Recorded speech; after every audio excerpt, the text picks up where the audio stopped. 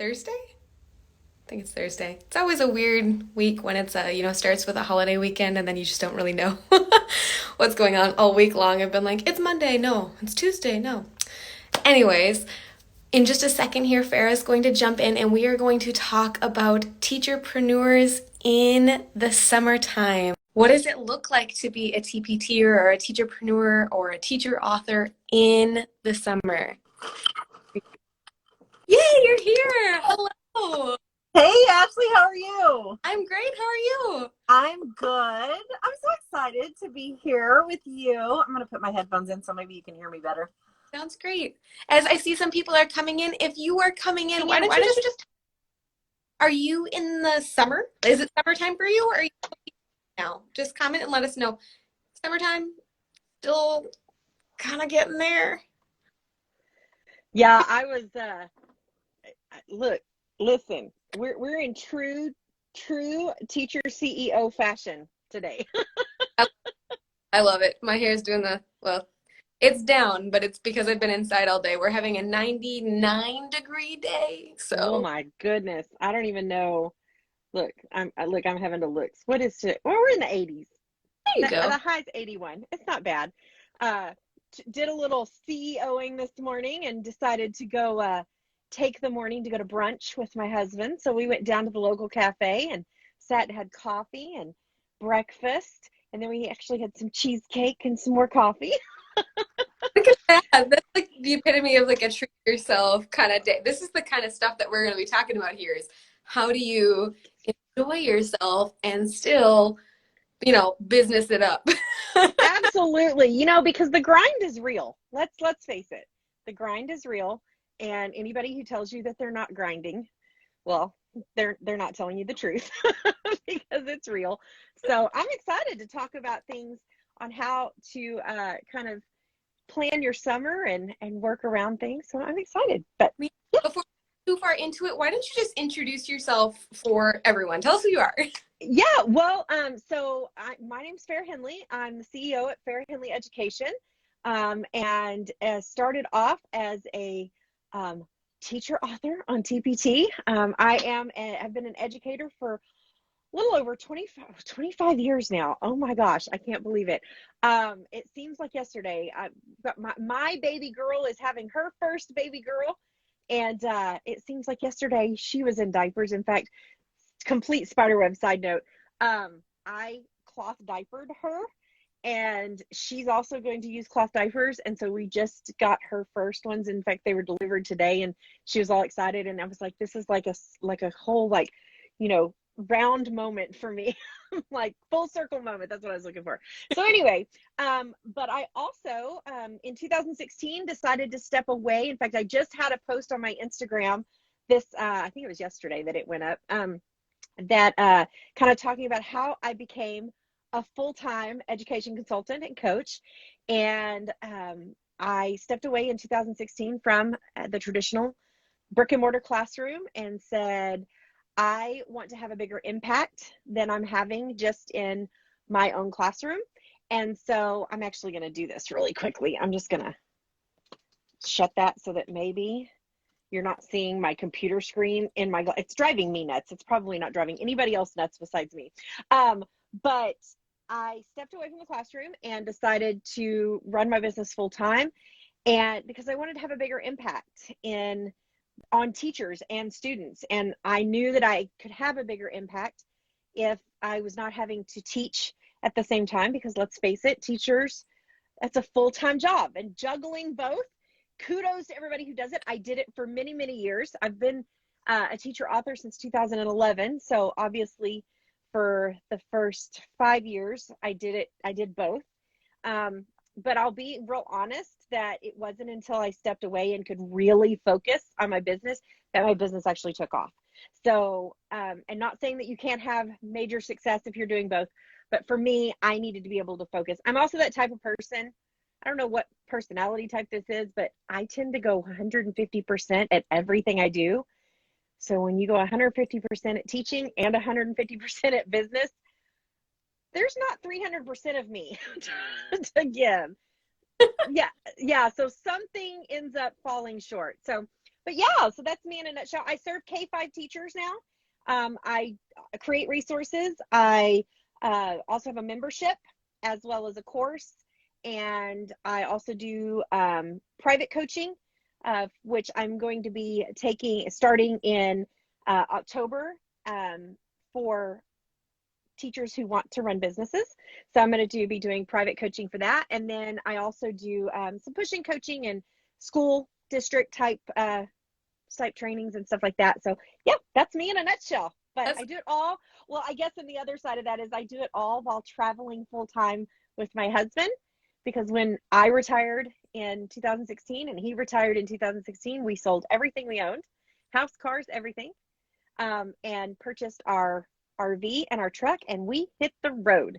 So we said, let's go do this from the road and see all the amazing stuff that our backyard here in the United States has to offer. So yeah, that's I, us in a nutshell. I knew like a lot about I feel like it sounded like a creep. Like I knew a lot about you, but I didn't know that. That's really cool.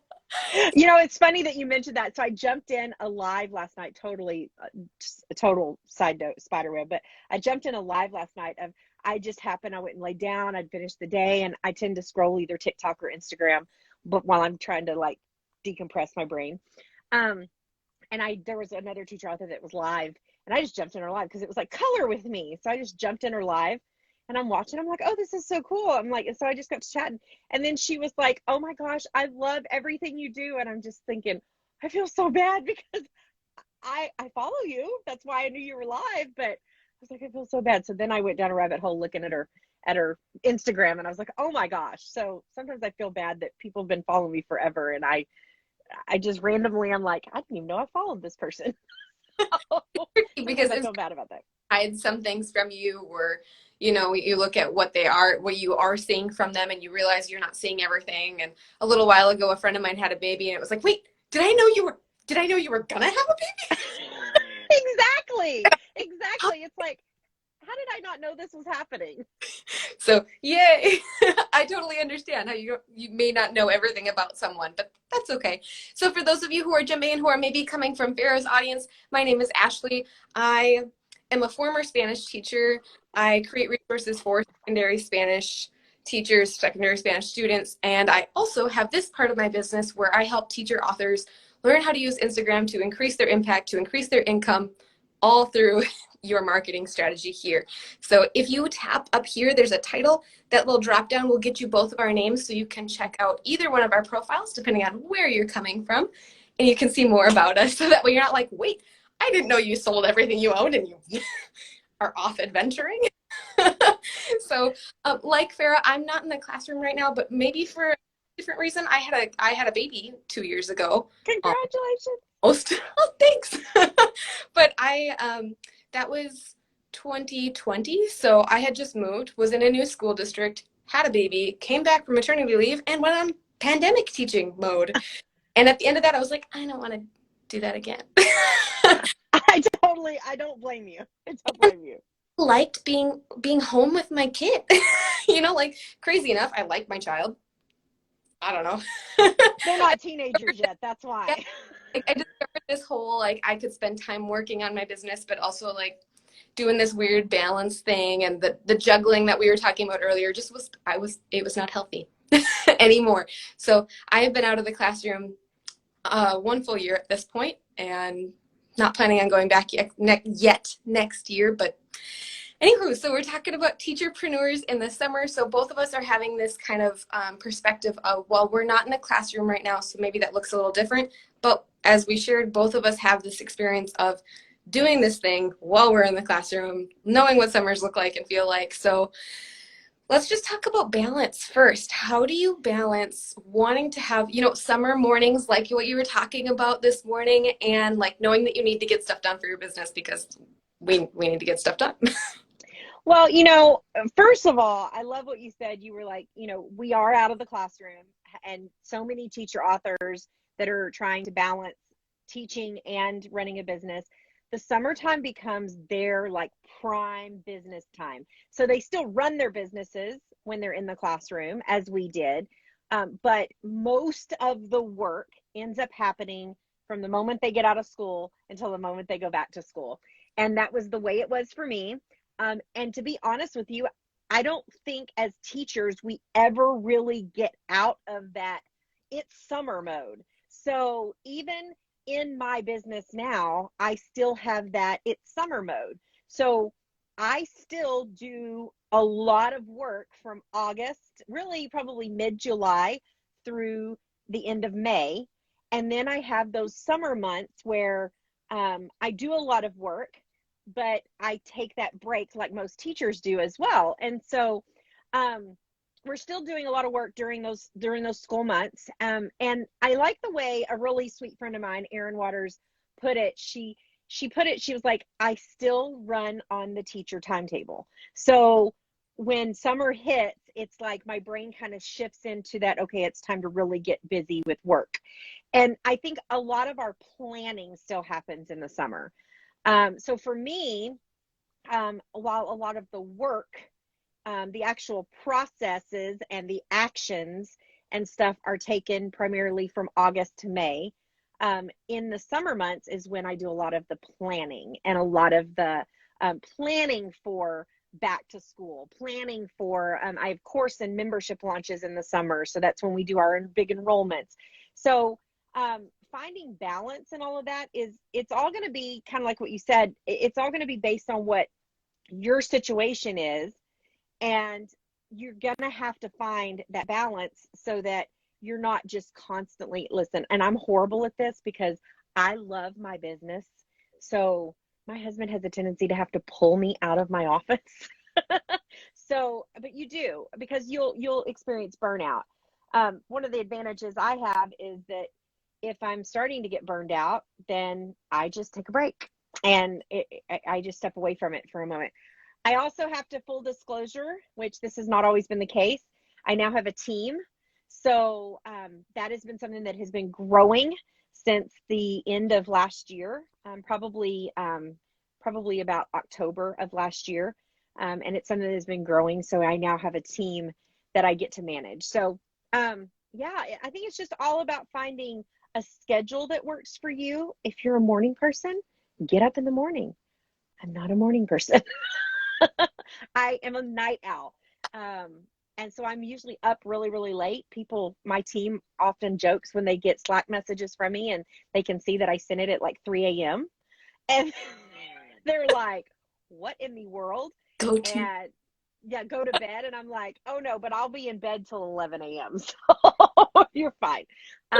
I typically try to get up between 9 and 10 now. I'm trying to make myself, just because I like the morning a little bit. I just don't like the crack of dawn. And I think that's my teacher side rebelling. I think it's like, now that I don't have to be up that early, I refuse to get up that early. But yeah, I think it's just about finding a balance and a schedule that works for you. So, but I would love any questions that, I'll let you just kind of ask questions and kind of go from there. I actually Yay! wrote down the questions that we had from the announcement and then wrote down the questions that we had and tried to kind of synthesize them into a logical order and kind of put things together. So balance was a really big one. I love how you talked about schedule. I found that this is going to sound maybe backwards to some people, but like you talked about needing to be dragged out of your office, I found that scheduling relaxation time rather than scheduling work time really helps me protect that, like, so that I'm not just work all the time or like, running. So maybe I spend, okay, my lunch happens at this time and you have to take an hour. You have to take an hour. And it doesn't take me an hour to eat. I don't think it takes any teacher an hour to eat. No, you're sitting going, what am I supposed to do what am I supposed to do with this next 50 minutes? Yeah. Like I ate, okay, cool. And so part of that for me in the summer has been, okay, you ate, go sit outside, read your book, like water your plants. I'm trying to be a gardener. I'm not very good at it, but like, do something that Absolutely. and then get back to work, usually in the evenings for me after my daughter is back to sleep. So, okay. Absolutely. All right. We talked a lot about, you were mentioning that you use the summer to kind of plan out the rest of your year. One of the questions we had was, what are the best things? And I'm using quotes because I know everybody's business is kind of in a different spot, so it's hard to say the best. But what are the best things to focus on during the summer months? I love this question, and this will kind of give a little bit of insight because I've started to get DMs and emails and stuff because I've mentioned both here and on Clubhouse, which I should say is kind of where Ashley and I met, was on when I was on Clubhouse. And I've gotten some questions about the coaching and stuff like that. And I love this question because my answer is whatever's best for your business. And I know that that's not really what people want to hear, because so often when I get questions from teacher authors about what's the best, what should I be focusing on right now? Well, I don't know your business. Ashley doesn't know your business. You know your business. And I think it's very, very important for you to first know your numbers. That's something that I didn't do for years and years and years. And I didn't really understand how important the data was for you to focus on what's best for you to focus on. Because I spent a lot of years and learned from my mistakes. I spent a lot of years creating resources that I loved. And yes, I did use them in my classroom and I loved them, but they weren't selling. And so when I really knew my numbers and saw what was actually selling, I was like,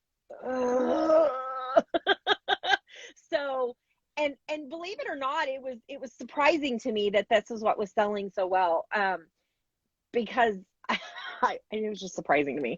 And so, but then it was also happened to be the one thing that I did not like creating. I loved using them in my classroom, but I did not like creating them.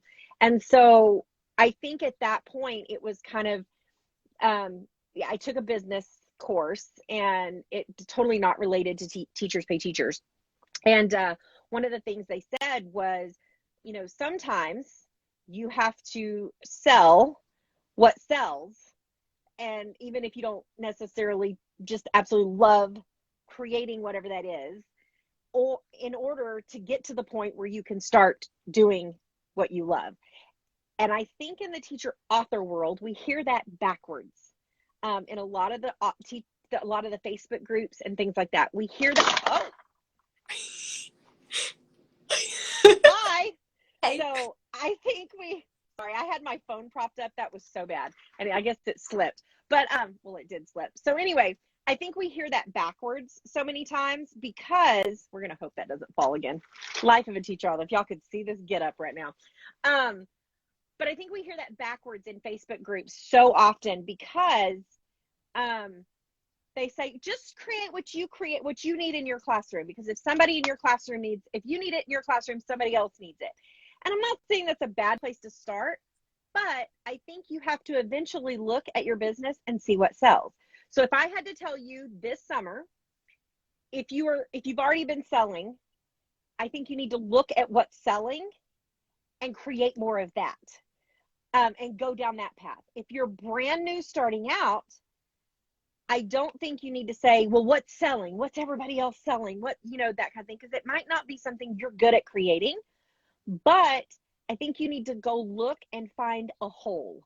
I think you need to find a problem and then develop a solution for it. So if there's a problem that you had a good place to start is a problem you had in your classroom, and then go see if there's a solution for it.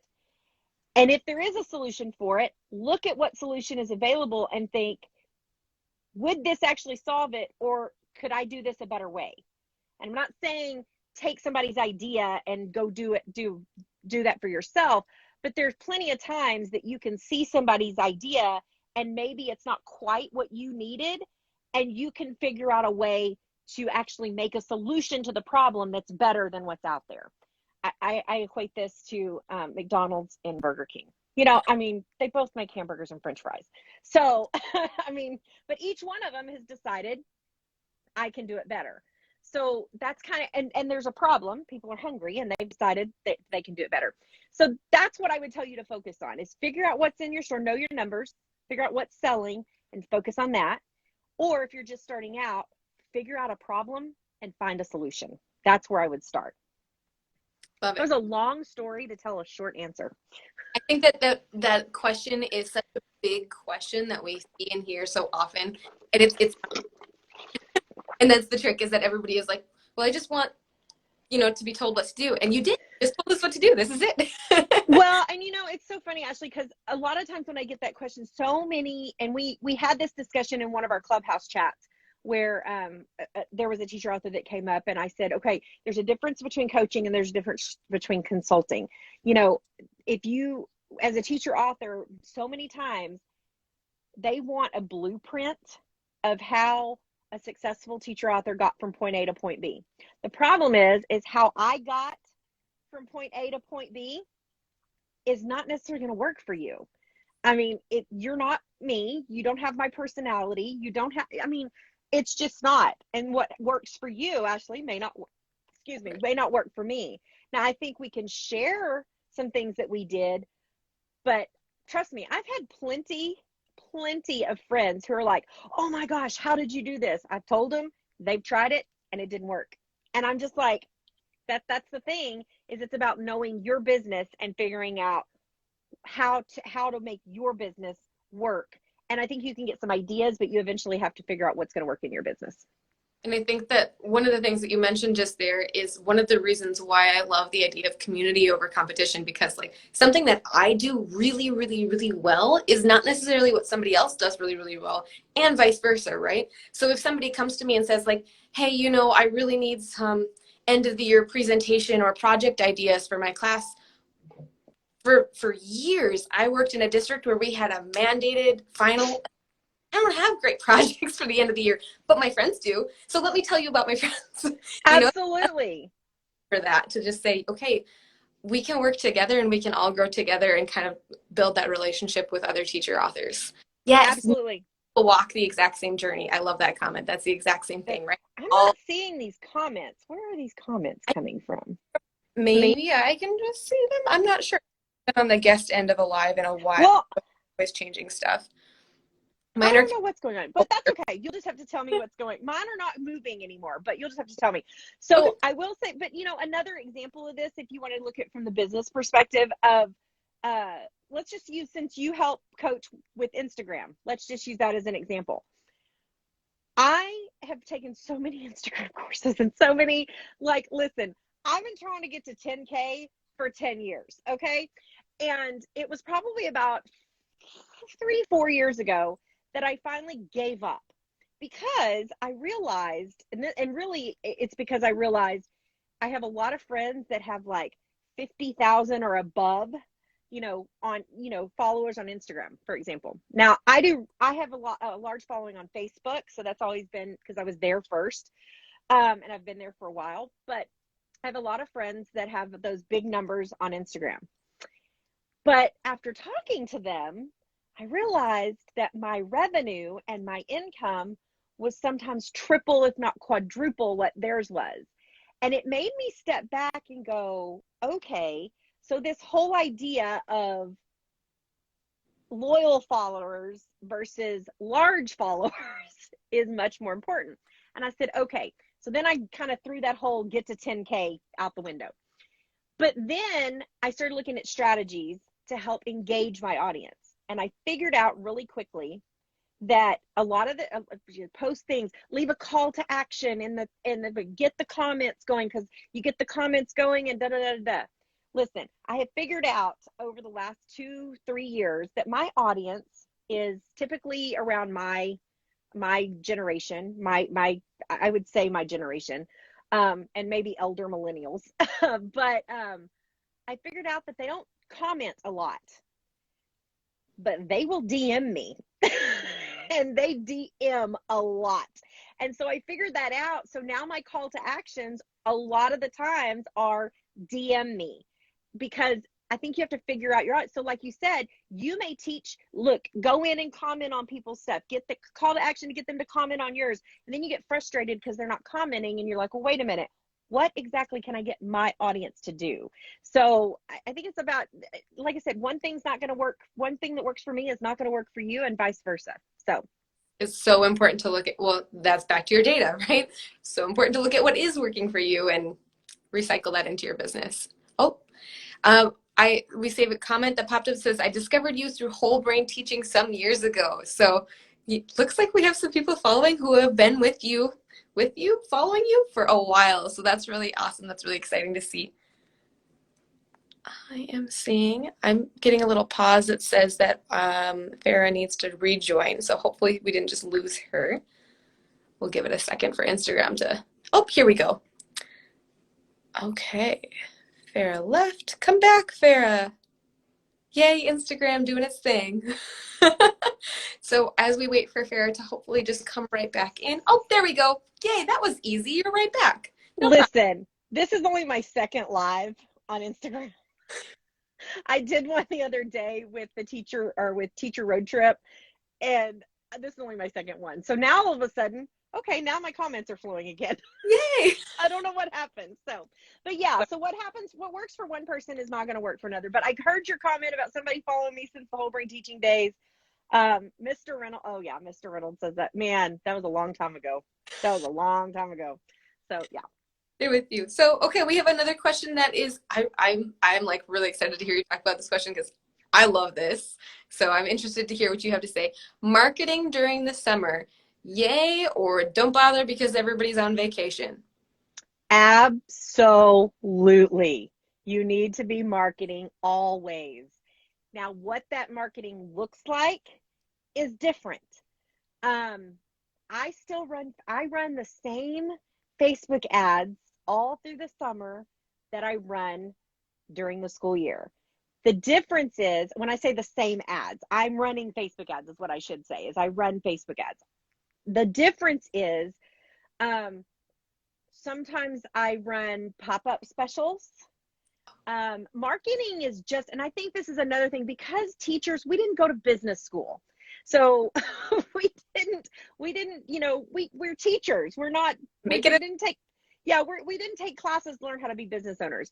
So I think sometimes when people think marketing, they immediately think, well, the Facebook posts, the Facebook ads, the Instagram posts, Instagram ads, those kind of things. But marketing is also your sales, your specials, those type of things, special offers for email list building, those types of things. Because let's face it, look, I realize teachers are out of school.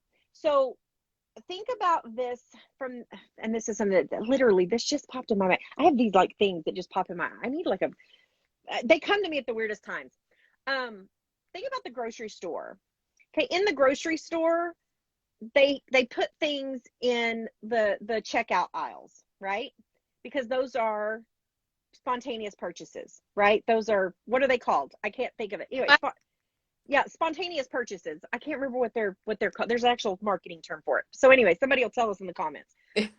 But they do that because you're leaving and you're like, oh, I need that candy bar. My favorite place for this in Walmart, which I actually don't like to go to Walmart, but my favorite place for this Walmart is the as seen on TV aisles. That whole section where you're just like, you had no idea you needed this, but you go get it. Impulse purchases. Thank you very much. Those impulse purchases. Thank you so much. But think about it this way. When teachers are in school, the majority of the purchases that they're making on Teachers Pay Teachers or on your website are purchases that they need in the moment. Okay, so you still do that marketing, but they see something on Instagram and they think, oh my gosh, I'm having a problem with this, so I need this now. Or they go to Teachers Pay Teachers and they're searching for something very specific. During the summer, however, teachers are purchasing for planning. So it's even more important for you to get things in front of them as well as explain to them why they need this. So your marketing strategy might change, but you need to still have a marketing strategy during the summer. Don't just take a break from your business. I mean, I hear this all the time where teachers will say, oh, I'm gearing up for the slow months because June and July are always super horrible. Not here. Not here. June and July are some of our best months. In fact, from April to about October is the bulk of our revenue. And and I think it's because we're constantly marketing, and our marketing approach might change, but we're still marketing. So absolutely, you've got to market during the summer. I agree. I think it's important to continue around. I love that you talked about long-term planning, and I think especially some teachers are going to need a little bit of time to like not think about school for a week or two, or maybe more. But so many of them are going to be looking forward to next year and how next year will be different and what they want to change in their classrooms, right? Teachers, we like to reflect and get better. And so if you can show them, like, I have this thing that I've done in my classroom, this is how it helped me, this is how it solved this problem for me, and walk them through this new strategy or this new style of resources or this routine or this practice, show them how it can help them next year. Boom, there you go, your marketing. Absolutely, absolutely. And I think that you made a very good point. That's where I see a lot of teacher authors falling short, is they assume because they're selling to teachers would automatically know how to use this product. But listen, and when I say this, it still blows my mind daily when I get up, trust me. But I built the business that I have on math and literacy centers. And I think about that from the perspective of, are you kidding me? Because when you talk to a teacher and you're like, math, they're like, oh yeah, oh yeah, oh yeah. I was floored. I was like, you're kidding me. And that just goes to show that and I'm just going to use this because this was what was going on in the live that I popped in last night. She was doing a color by code, okay? Like a little math color by code sheet. We've done those all of our lives, right? At the restaurants, on the, listen, on the menus, the kids' menus. We've done those all our lives. And you assume it's a color by code. How could a teacher not know how to use that? Trust me, do posts, do lives, do stories, do whatever it is about how to use your resource. I cannot stress that enough. But I think that's where a lot of teacher authors fall short, is they assume a teacher is going to know how to use their product. Or that they assume because I've shown you one time, now, right, I did this post once, now everybody in the world knows what this thing is, how to use it, and they're going to love it. You have to do it again. Well, because we all know that the algorithm, not everybody sees our stuff. So, that's one of the reasons I use a scheduler, and I'm sure you're probably got another question about this, but I use a scheduler for a lot of my social posts, and I do have social posts that are on repeat because they just go out because I know not everybody's seeing it. And if somebody is seeing it multiple times, here's the thing, and this goes outside, this is just marketing one-on-one. The average person needs to see or hear something at least 7 to 8 times before they actually follow through with a purchase. So you gotta get that stuff in front of them multiple times. And especially with teachers, because listen, I'm spending money on Facebook ads, and I know that teacher may see it this time, and then they see it again, and then they see it next month, and then they see it again. They may not actually purchase until back to school. They may not purchase till October, 4 or 5 months later, but it was that ad that got them to purchase. So that's another thing. I think sometimes teacher authors, they want that immediate return. They don't, that's not how sales works. So when we spiral our content for our students. So if you think about, a student might first be introduced to a concept in Spanish 1, and then right. later in Spanish 2, now they're doing it again, but in a different way. And again, right, same concept with your marketing. You're showing them this thing, and then you're showing them again in another way, around and around, because they need to hear it more than once. And that's, it's not going to hurt them. It's not going to hurt you. You're probably going to help them more by making sure they have more opportunities to learn this thing that you're trying to help them with. Well, and somebody, Mr. Reynolds mentioned that he'd seen me, he first heard about me or got to know me with whole brain teaching. One of the sayings that we used to say back at conferences and stuff was, if you don't like repeating yourself, then you shouldn't be a teacher, because 90% of teaching is repeating yourself. Well, the same thing goes with business. I mean, if you are marketing, if you're selling something, if you're doing, running a business, and if you don't like repeating yourself, then you shouldn't probably own a business, especially a teacher business, because 90% of it's going to be repeating yourself over and over and over and over again. And you just find more creative ways to repeat yourself. Yeah, nothing wrong with it. It's just part of life, being teacher. You got to differentiate that marketing for your audience.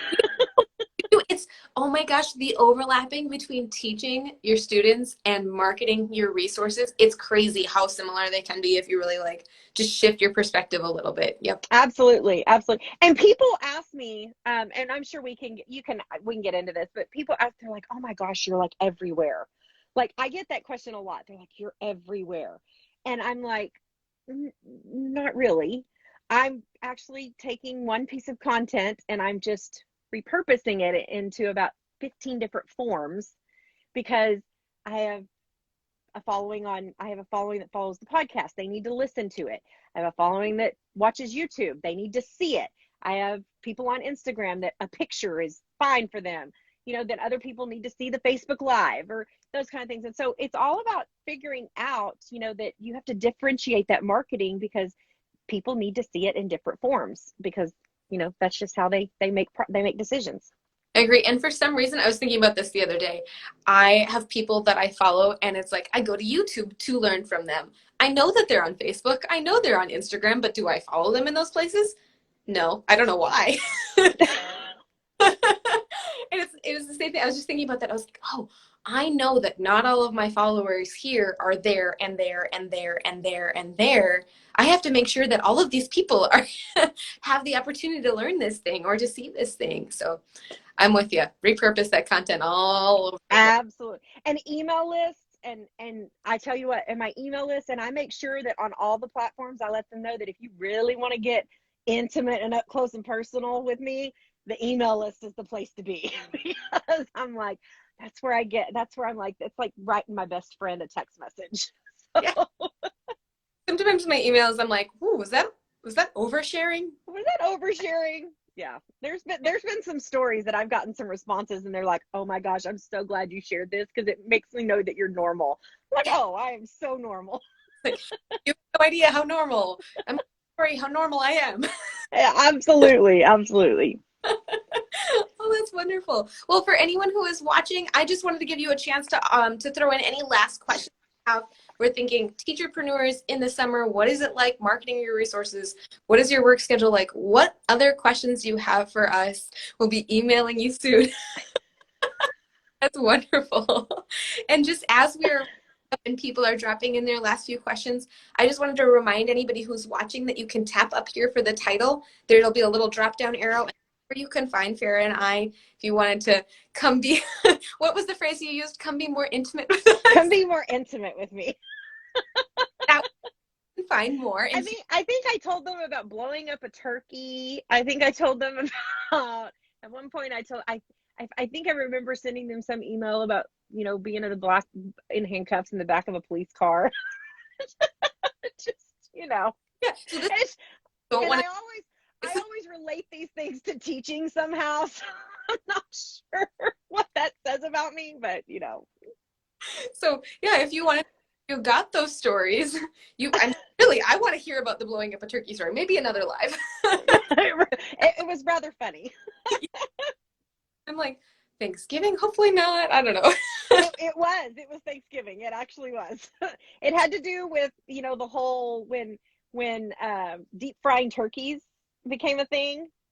And let's just say it was the first year and we thought we were going to be like really fancy and deep fried turkey. And it wasn't completely thawed. So it was a mess. So anyway, Yikes. It was crazy. Okay. Well, I think we've gotten to all of our questions. Mr. Reynolds' just said, oh, you do a fabulous job on Instagram. I'm almost ready to get in front of the camera. You can do it. I'm so excited. I love we talked about this too. You love live. You're so good at Clubhouse. This is my jam right here. I love the live rooms on Instagram. Well, and just going live because I feel like we get a better chance to actually talk with people and actually get to know them. So I'm having to go back through because all of a sudden my comments went like this. Mr. Reynolds' room. Oh, absolutely. Email me. Absolutely. Absolutely. I was going back through to see comments. Oh. Another question that I get asked, just one last question, if you've got time. Another question I get asked about the summer. I like that you were like, what are the best things to focus on? Is should I, in the marketing question, and I get asked, should I look at launching products, like launching product lines, when's the best time? Listen, back to school is coming. And your marketing for back to school should have started at the beginning of May. I mean, let's just be real. And a lot of people apply that to Pinterest. They're like, you really need to start pinning things a couple months ahead of time. But our marketing for back to school started at the beginning of May. And we really started getting products out there that we know teachers are going to be purchasing for next year, because there are also two audiences. And it doesn't mean if you didn't start back, hey, Tracy. Tracy's my Facebook ads and marketing coach. So I love Tracy. When you start that marketing, and if you didn't start back at the beginning of May, that's fine. It's the beginning of June. Start now. And it doesn't mean you have to like, oh my gosh, I got to get an ad up tomorrow. What it means is you need to start putting out those marketing type contents, those product posts, things like that. I have a tendency to share more personal side stuff during the school year, and a lot more product posts during the summer, because I know teachers are planning. So now is the time to plan for back to school and market for back to school, because we know, they know, if they shop on Teachers Pay Teachers, they already know that sale is coming. It's not going to, and a lot of teachers say, well, this is another one I get. They know the sale is coming and people purchase. And listen, people purchase at different times. Some people, saving that is not worth it waiting. They would just rather get it now and get it prepped. So put your marketing stuff out there and repeat it over and over and over and over and over again. I love that. If that's like the key takeaway people get from entrepreneurs in the summer, like live that we just did, I am thrilled if that is their big takeaway, is like put your marketing stuff out there and do it over and over and over And again. do it over and over and over again. Absolutely. Awesome. Well, do you have any other last words that you wanted to share with us before we switch off here? No, thank you so much. Ashley, thank you for inviting me to do this. I gotta say, we were supposed to do this last week. And yeah, it just didn't happen. But thank you so much for doing this. I'm having so much fun doing these lives on Instagram. I go live on Facebook all the time. I don't know why I haven't been going live on Instagram. I think I was just like, I don't know, it scares me. But now I'm not so scared. This I've done twice in a week. Oh man. But if you are a teacher, which I'm hoping you are, if you are a teacher and you're interested in celebrating all of your hard work from this past year, or you are a teacher out there who wants to give back to teachers, check out Teacher Road Trip. I just happen to be a sponsor for it, but Holly and Katie are about to hit the road, and they're going through, it's about a 10-day trip across the country, and there's 3 what they're calling teacher tailgates. So they're meetups. The first one is in Fort Worth. I will be there live. The last one is in Nashville. I will be there live. But we're just going to be giving back to teachers, and we're going to feed them fun games, all for free. So it's going to be super exciting. And then just come follow me over on either here on Instagram. You can find that. I'm on Facebook, or you can go to farrahhenley.com. And if you've got questions, I'm kind of an open book. Sometimes I'm too transparent sometimes. My husband tells me that. But yeah, so if you got questions, don't hesitate to DM me. Ask me whatever you want to ask me. So, well, thanks so much for coming in. And again, if anyone has any questions, if you're catching the replay or anything like that, like she just said, you can DM her, you can DM either of us, or you can comment below if that's something you're comfortable with. yeah. So we're so happy you're here. Thank you again so much for joining us. I will, see you around. See you around. See you around. All right. Thanks so much, Ashley. You have a great day. Bye, guys.